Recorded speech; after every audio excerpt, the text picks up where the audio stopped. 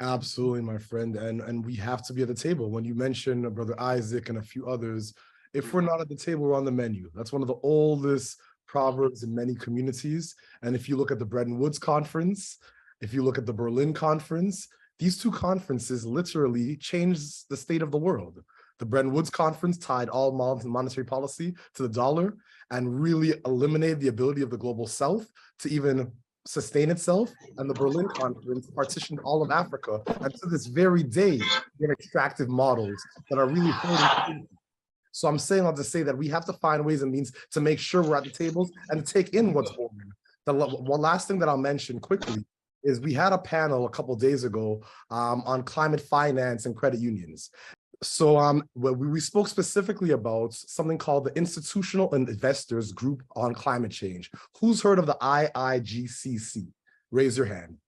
So I'm just doing a poll, and this is the fifth session. Okay, we have one person out of 43. Oh, two people. Incredible. So the Institutional Investor Group on Climate Change is a European membership body for investor collaboration on climate change and the voice of investors taking action on low carbon futures. 230 members, $30 trillion in assets, primarily pension funds. The reason why I bring that up is imagine that $90 million that was lost in Ontario and what that could have been, what those resources could have been done in the hands of Wes and the work that Smith is doing, or in the hands of Brian or others, or FACE or FFBC or Adam. So I'm saying all this to say that we have to be at tables, we have to study, and there's nothing in this conversation that's boring, at least not to me.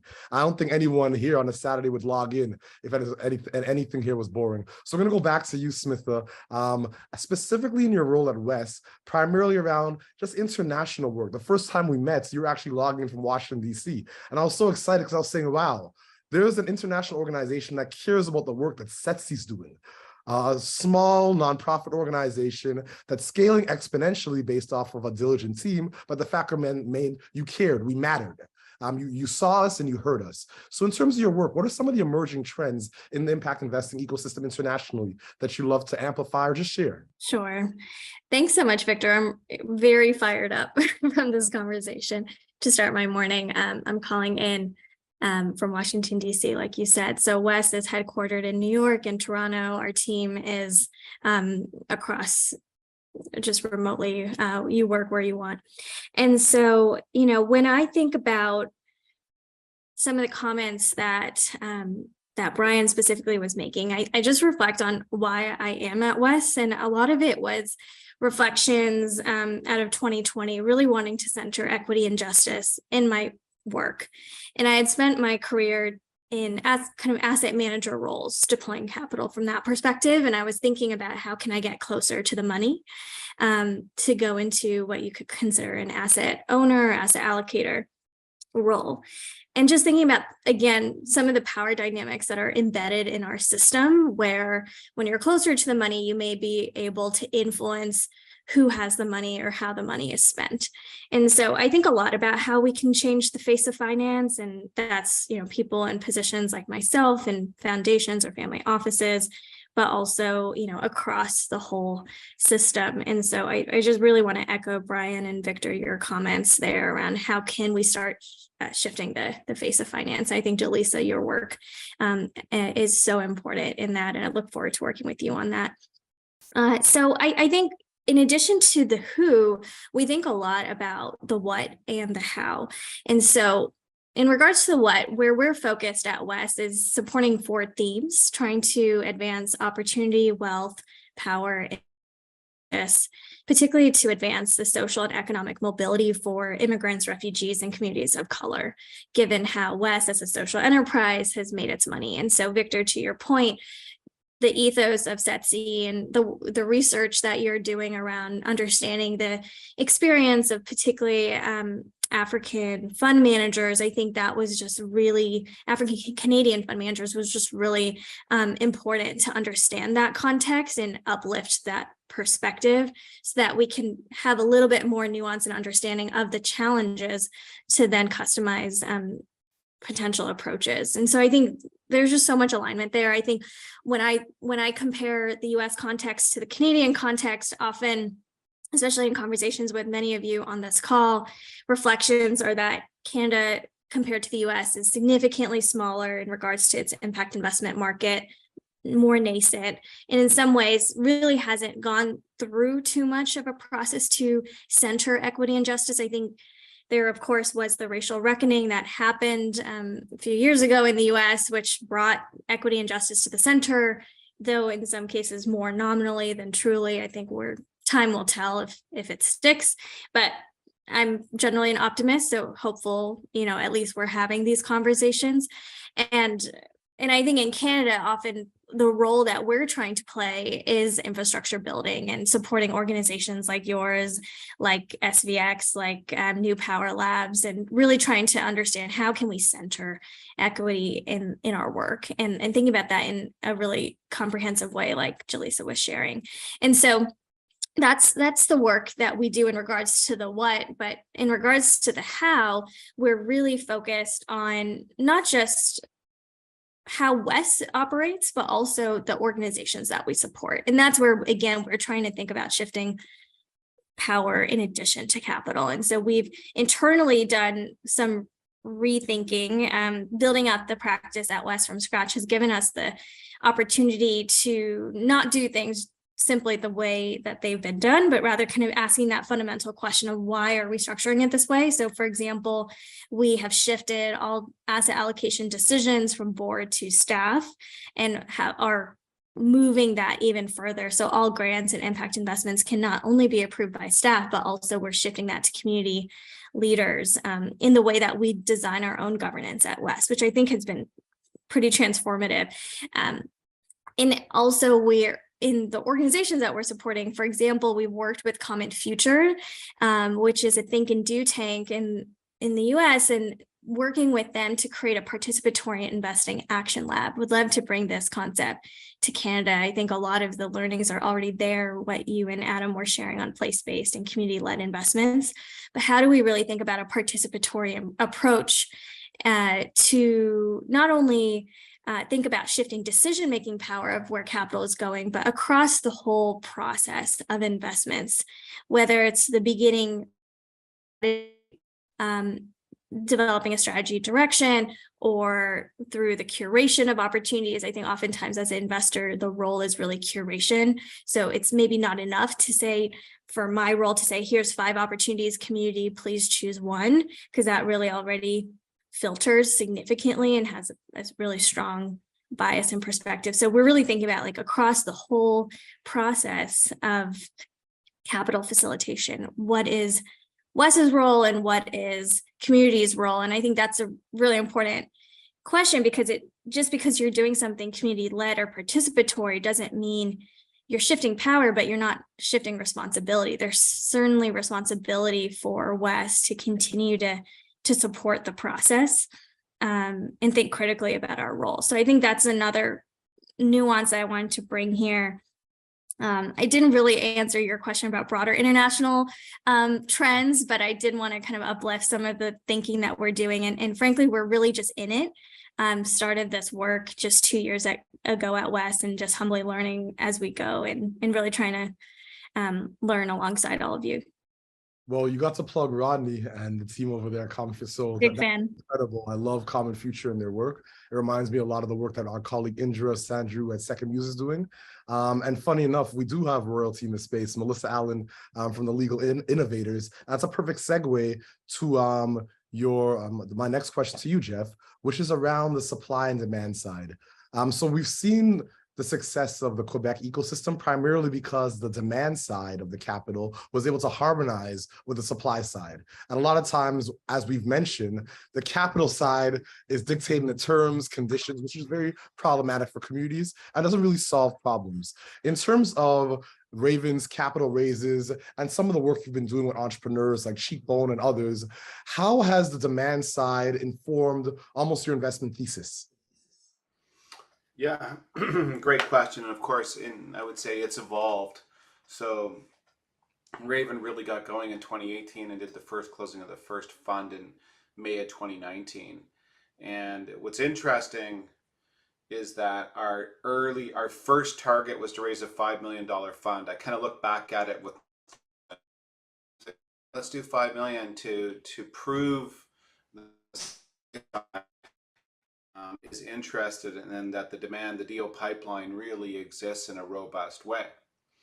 Because you're not quite sure when you first go. You actually have to get to market and really see where the deal pipeline comes from and what you need to do that. And I think what I would say is in the beginning, probably through 2019 into mid 2020, all that deal flow, all the demand side was outbound from Raven. By the time we got to 2020, and I could say today, we're probably 95% that deal flow is inbound. Now that's a really important statistic when you're looking at what happens in community when community can see a fund that looks and thinks like they do and is willing to be patient, flexible, and understand that sort of nuanced situation that's going on the ground. And then you can start to kind of modify your investment practice to try to meet the reality, in our case, of Indigenous founders, where they're at and where they're coming from. It does take a little more time.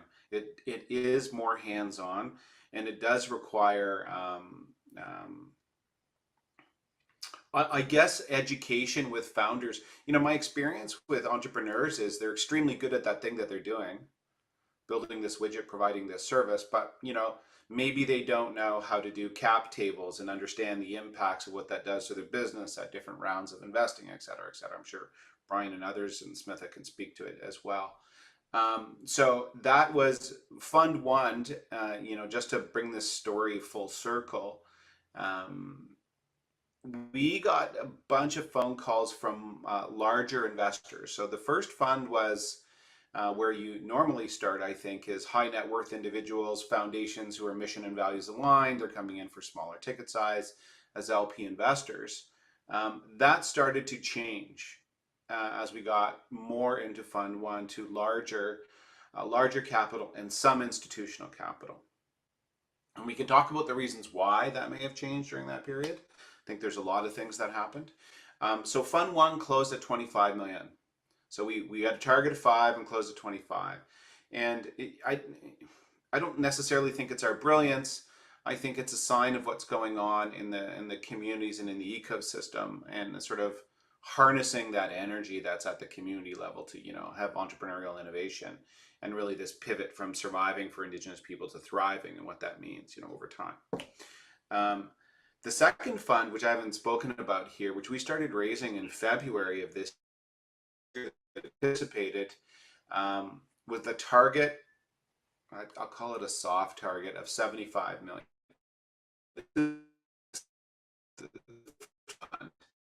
Based on what we see for the demand side in the ecosystem. And for Fund One, we were 20% across the medicine line in the US. And I can tell you that it's a slightly different environment than Indigenous investing in Canada. I can tell you today that I think we'll be closing that fund in 3 weeks, but around December 9th, whenever December 9th is our final close date. I suspect it'll be about 100 million, our hard cap. So that's another good sign about what's going on. And it'll be 40 to 45% invested in the United States. And what we're seeing is slightly larger ticket sizes, so a little bit bigger businesses coming forward. So again, on the demand side, really interesting. And in the United States, because the market is different, they're bigger in the United States by and large. Like if I can make a broad brush statement, they're slightly larger in the US because the economies are slightly larger, frankly. On the supply side of this, from capital providers into us, it has moved into large institutional investors, which is really fascinating to me, from Europe, the United States, and Canada. So we have a couple of European investors now. And I think it is, what you're catching is an international trend towards placing capital in a place where you do get a social impact or an impact first lens on larger institutional capital. And they realize maybe some of those reasons are not so altruistic, but they realize that they do want money to look and act differently, and they'll be held to account by both their shareholders, stakeholders, and broadly by the public about how money is being used. And it gets exposed in all kinds of different ways nowadays. And I think there's a lens on what large asset holders are able and trying to do. When you have the BlackRocks of the world creating a billion-dollar alternative investment fund, and they come knocking at Raven's door, which was really weird, by the way, for me. Hey, we'd like to co-invest. Maybe that's a good thing. My response is maybe I wouldn't want them as an LP, but maybe that's a good thing. I don't want BlackRock's army of lawyers banging on Raven's door. That's not fun. But if they want to co-invest and learn, and I think here's the important pivot point, is intermediaries from the community that you're trying to serve are really, really important. They hold all the relationships. They do all the hard work of investing, and they're critical in the space. And this is the role the government and others can play, is helping to build and nourish intermediaries like yourselves at Setsi and other places that can do this sort of work. I'm disturbingly off topic, but anyways, what we're talking about is supply and demand side of things, and these are some of the trends that are going on. And my instinct is we could probably have closed a $150 million fund, but we're choosing not to do it because of the nature of the demand side isn't quite there yet. But I bet you in next round, if we were to do a third fund, there would be. I don't think we would do a third larger fund because it actually doesn't make sense. It makes sense to do more specialized things like an indigenous clean tech fund or an indigenous health tech. You could specialize and do better things that doesn't have to be huge in order to get it done. And in particular, if I get the podium, I'm going to say that I think the outcomes finance space has brought large institutional investors into our wheelhouse, which I did not expect, which I'm super excited by, because I think it has, impact investing is great. I mean, VC investing is great for impact. Outcomes investing is huge impacts. You start saving lives and doing things like that. It's a whole different kettle of fish. Maybe not as financially rewarding, but more personally rewarding. Let me know if I even came close to answering the question, Victor. You did more than that. You built everyone's capacity and edified us. And my grandmother died of diabetes. So when we began partnering and talking about the work, specifically around the health piece, around type 2 diabetes in indigenous communities, that struck a chord with me directly. And all the technical assistance and even some of the vulnerable and transparency that you provide in this conversation, once again, speaks to how grounded and centered you are in community. Because a lot of folks in your position, they keep their cards close to chest, and you've never been that way in terms of support and leadership and guidance. So I honor you, my friend. Thank you. I really appreciate you. So my last question, because I know there's a few folks that are in the chat and there's some questions. My last question to all of you is, do you have a call to action to the impact investing ecosystem? And I'm going to start, I'll start with Jaleesa, then we'll go to Adam. So I'll start with Jaleesa, because I want to make sure that we're on time. We close on time. We started on time. We're going to close on time. So is there a call to action for the impact investing ecosystem in Canada, Jaleesa? Yes. So the call to action from me would be to, include the communities that we are desiring to change as a part of the design.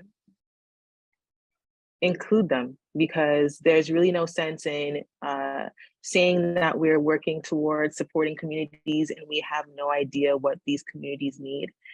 And I think that we've spent far too much time assuming that we think we know what those communities need.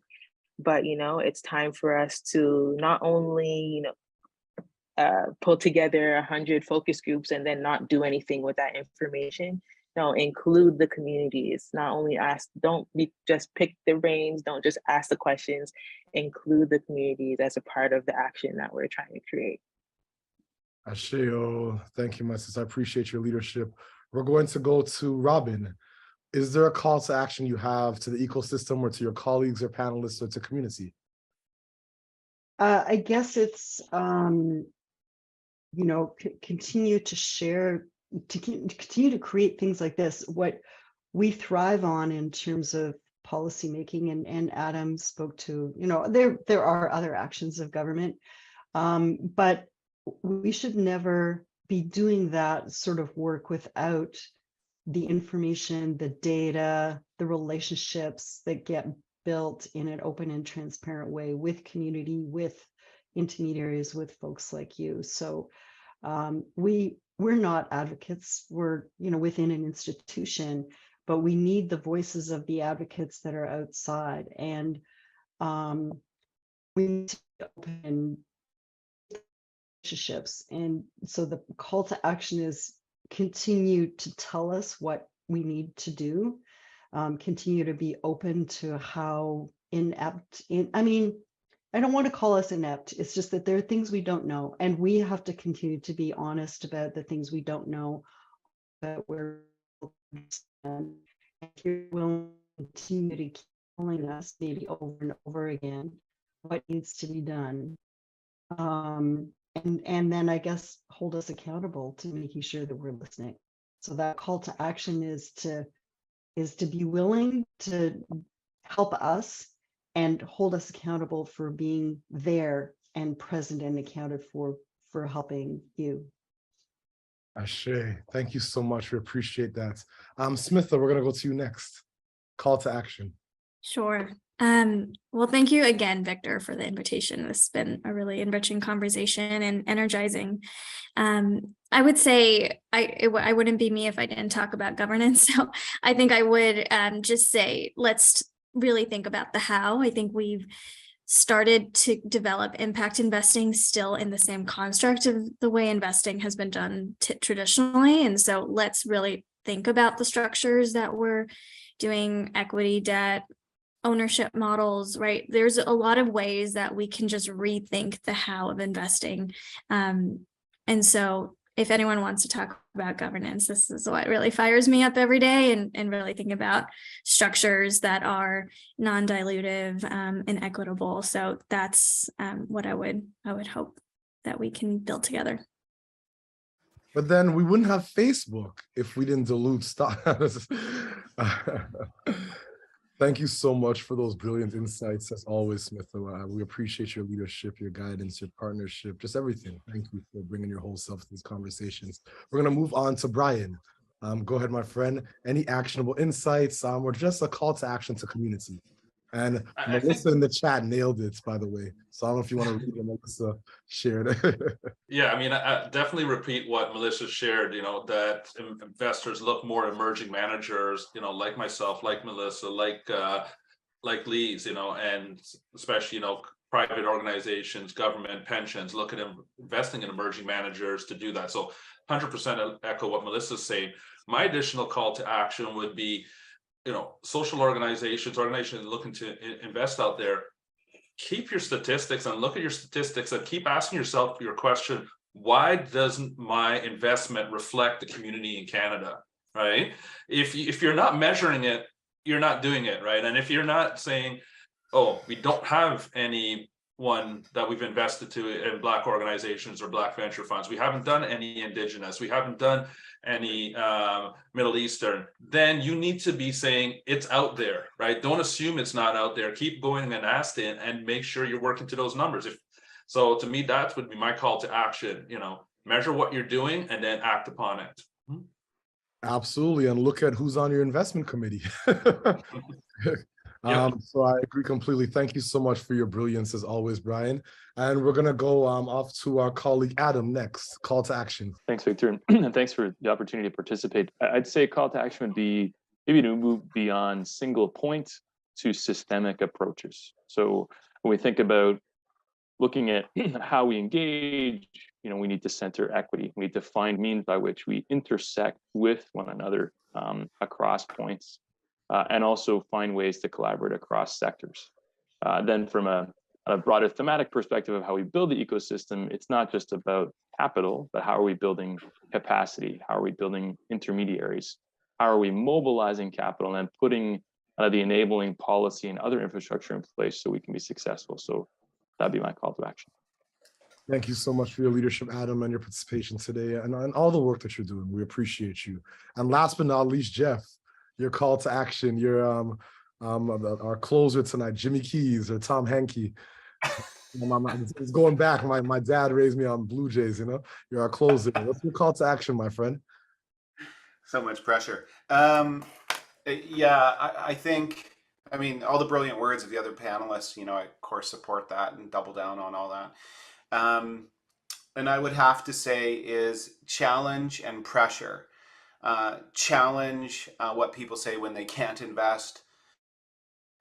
Pressure on your banks, your financial institutions, your pension funds, your organization that's an asset holder to do things differently and look to invest in, you know, for lack of a better word, you know, alternative financing vehicles, alternative financing managers, and put lots of pressure on people because they end up responding to it. I mean, ESG exists out of, you know, it's a negative risk screen, but hey, it exists out of pressure put on by people. When you have things like pension funds, like you mentioned in the beginning, doing crazy things like investing in FTX, you know, kind of mercurial exchange, they could have easily put $90 million into something way more thoughtful than that, as opposed to playing in cryptocurrency land. It would, you know, go ahead, put $20 million into SVX and see what the change that you can make, or put $30 million into, you know, a black tech fund and see exactly what you can get out of it. So I think it's up to us to put pressure and also put pressure on government to support that. I mean, these are often very, very risk averse investment committees. And this is where government can be catalytic and kind of come into play with regulations and policies. So challenge and pressure. I love that. I love that. And I'm seeing some plus ones from Melissa and many others. So challenge and pressure, and absolutely power concedes to nothing, never has, never will. Our honorable ancestor Frederick Douglass said that. So challenge and pressure is a powerful mantra. There's a question in the chat from our colleague Unish from Algoma University. Good to see you, my friend. How do we move more mainstream institutions toward ethical investing for it to not become the default?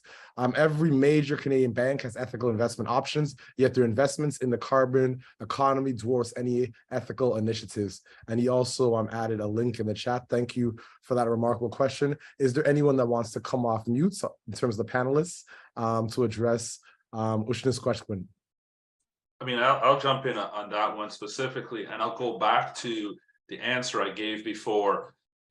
Organizations like banks need to be more transparent in where they're putting their dollars, right? So if they're saying that, you know, we want to be supporting the, you know, specifically here, the carbon economy, yet they're not measuring that and they're not publicizing what they're doing in that area, it's not going to happen, right? So, I mean, that would be a first step. To me, as you know, customers of these banks and organizations, going back to exactly what Jeff said, we've got to put challenge and pressure on them that's what we need to see, right? If you're not doing that as my bank, then that's not the bank that I should be with, right? So, you know, start looking around there. So I think we forget sometimes that we as consumers have a lot of power and capability. And we need to come to the table and put pressure back on these organizations to say, this is what we want to see you doing. Right. So that would be my answer on that question. Great response. Thank you so much for those actionable insights, Brian. Any other panelists want to address that question? I might just add that in addition to the public pressure on these institutions, there is a role for government. And so we might have seen last week, the Labor Department in the US had new rulings to say that pension funds specifically should be considering ESG factors and risk factors, including climate risk. And so there is a role for policy to set the standards. I think that policy, from our perspective, we signed a letter with the Impact Investing Network to really think about it a little bit more, intentionality around how you measure the risks and the climate risk. But at the very least, I think this has been a good step forward from the perspective of policy around ERISA legislation, particularly in the US, and how it can incorporate ESG and climate risk. And so to the extent that we can bring something similar in the Canadian context to push these mainstream institutions to think about it in a more rigorous way, I think that would be that would be also really effective in addition to the bottoms up approach that Brian talked about. Absolutely, absolutely. Any other panelists want to weigh in on the question? So I'll weigh in quickly, just in terms of just divestment campaigns. A lot of times we forget the power of movement building and movements. When my brother Jonas Hassan from the Justice Fund pulled up a huge truck in downtown Toronto that said philanthropy in Canada is hoarding $85 billion, that got people's attention, especially in the midst of disbursement quota. When my brother Liban Abakar and Rebecca Durant and Dr. Joseph Smith put out the unfunded reports and used data to press folks, that was about movement building. That was an approach. So I think a lot of times we forget, and that's what the name of this conference is. It's the People's Summit. It's the People's Conference on Social Impact. So we should be challenging financial institutions, and if they're not willing to meet the needs of the people, then we need to mobilize and organize like we always have, and develop divestment campaigns. We will leave your institutions by the thousands or by the hundreds at first, then the thousands and maybe more. If you're not willing to divest from some of your practices. And I know it sounds like hard work, but guess what? The alternative is even harder. It's a planet that's unlivable. It's economies that are unbearable. So I really believe in movement building. So that's my response. Adam, I saw you had your hand up, or you came off mute. Yeah, just real quick. I mean, I think one is a bit of a plug. I know someone from Propel Impact was on. I think kind of training and educating the next generation of those that are working in these institutions is critically important, providing with the skills and tools, because they're going to be transforming the culture of these entities. And then doing that as well with those that are already inside. I think some questions they often have is, how do I create this product? How do I advise my clients? Where is it? So how can we convince and a bit change the culture so that portfolio managers, the advisors, the kind of executives of these institutions have a clear path and know that it's entirely possible to be able to transform their institutions from kind of old economy to kind of more just economy business. And then anytime you go into your bank, your credit union, talk to your advisor, ask them, every time they send you an email, say, where are my ethical options? What's the carbon intensity of the investment? Everyone here can do that. The more of us that do that, the greater kind of the level of change, because that goes right up to kind of other parts of the institution. Absolutely. I couldn't agree more as well. I'm seeing our colleague in the chat, Melissa, mentioned family offices are even more or just as elusive. The difference is when they have no choice but to start paying attention. Example, I have a meeting coming up, tried to get a hold of them for a year. Now they're seeking to invest. And that's ridiculous, because the League of Innovators has been investing in entrepreneurs, and your profile is tremendous and enormous. So they should actually be seeking you as opposed to they should be courting you as to vice versa. So I agree completely. I'm seeing another question in the chat. What are the counter narratives for media, prevailing social commentary and more? As an example, a lot is being said about crypto at the moment, but there is a lot of problematic in traditional investing and other policies that are not scrutinized, considered to the extent of alternatives like community-centric fundraising, or what this panel has spoken about. What's the challenge and pressure on what are the key messages? I think we can go to what Elder Abena on the When Elders Speak panel spoke yesterday. Elder Abena is a co-founder of Banker Ladies with Dr. Carolyn Shanez Hussein, a remarkable documentary. If one of my colleagues can put the link in the chat, that'd be great. A Banker Lady speaks to box hands, partners, Kigalis, Susus, Hagbaz, Isusus. And right now they have a Susu in Ontario that circulates $60K a month, which is remarkable work from some Black women. My mother was a Susu banker for 39 years. So a lot of times we think that we have to, there can be a balance in terms of navigating institutional capital, and we need to engage institutional investors and making sure that Black, Indigenous, racialized communities are seen as safe harbors for capital. But we also need to find ways and means to validate the informal and find other ways of raising capital that may be more democratic, like the Boston Ujima folks. If anyone's familiar with Boston Ujima, their model is absolutely remarkable. And this is grassroots and still scalable and is replicating. So we'll leave that one alone. We have 2 minutes left, folks. So what we're gonna do right now is just I am statements for the panelists. And it's a simple practice that we always do at Setsi, and it's just how you're feeling in the moment. And I'll start. I am grateful. I'm full of gratitude to all of you for your leadership, your diligence, your wisdom, and your participation. I'm going to hand it off to my remarkable colleague, Jaleesa. Go ahead. I'm feeling fired up. The last thing that came into my mind as I'm hearing everyone speak is just remembering my quick story about being a parent. So my child's school bus was running late to picking up the children 45 minutes every day. And that there was a problem. And so as each individual parent came to address their issue, you know, as a union, we were able to solve the problem. So that's just my word out to each individual community member, remembering that it's not just the bigger organizations that can make things happen, but you as an individual also has the opportunity to. Ashe, thank you so much. We're going to go to Adam. Adam, I am statements. I'm thankful. Just really appreciate the opportunity to hang out and chat and work with folks like you. So say that, pass it back. Thank you so much, Adam. We're going to go to our colleague Smitha. I'm also feeling I'm feeling honored to be here. Honestly, I feel like sometimes it's hard to balance the US and Canadian markets, and I really want to commit myself to work more deeply with everyone on this call to bring some of our resources and expertise to the Canadian context. So that's kind of a commitment, and honored that you brought me into this conversation, Victor. Thank you. We appreciate you, Smitha. We're going to go to Jeff. I am statements. I am, you know, humbled. I'm humbled by all of you and the work that you do to lift up your communities. And you kind of inspire me to keep going. I was unsure on Saturday morning how I felt about jumping on a call, Victor. I gotta be honest. Got off a plane last night, so this morning I'm like, anyways. But I was looking for a WhatsApp. I was like, Jeff, don't send me no last minute WhatsApp message.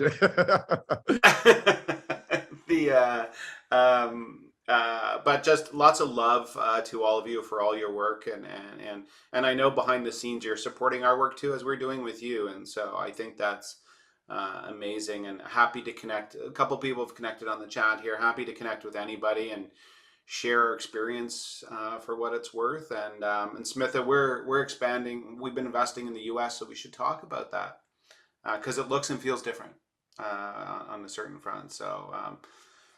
Jim McGwitch, everyone, and thanks for your time. Thank you. We're going to go to Brian. I am statements. I'm echoing Jeff. I'm humbled and grateful, part to be in this great community. Thankful to you, Victor, for inviting me to be here and be with everyone. And being an early Saturday morning, wasn't sure, do I want to do this, right? Given I'm still responding to that capital initiative, but I'm grateful for being here. So thank you. And last but not least, we're going to go to our colleague, Robin Weisner. Yeah, I have to echo so many of the words that I've heard, but the ones that I'm holding are about being overwhelmed by everything that that you are all doing, those panelists, but also the people who have joined us this morning. I know they're also doing great things. So it's like overwhelmed, overly impressed, and totally inspired. So great way to start a Saturday morning. I'm going to work on my Christmas decorations after this. So I'm going to carry that into that. Great day. So we want to end this session the same way we began, by acknowledging our ancestors, the original stewards of the various lands we're on. We acknowledge all those who toiled without compassion or compensation, and many forms of racism. We acknowledge all our elders and all our community stalwarts whose shoulders we stand on as we build, share, and learn together for our collective liberation and sovereignty. Have a remarkable day, folks. One love.